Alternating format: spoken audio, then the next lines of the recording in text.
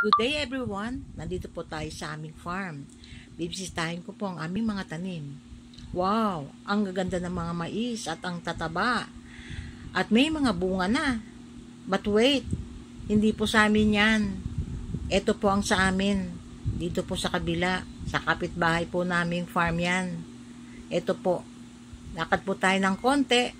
At pagliko natin ay makikita na po ang aming palay.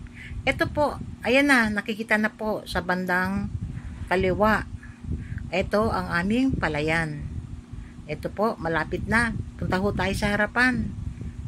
Ito po ang daan. At sa bandang kaliwa, makikita na ang aming palayan.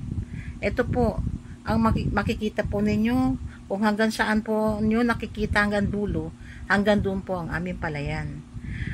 At dahil kaya po palay ang aming tinanim, dahil ang mahal ng bigas, rice is life. Kaya nga po, mas maiging palay para hindi na bibili ng bigas. Ang kaigihan po sa palay, madaling tumubo. 3 months lang, pwede nang mag-ani. Yun lang. Salamat po. Hanggang susunod.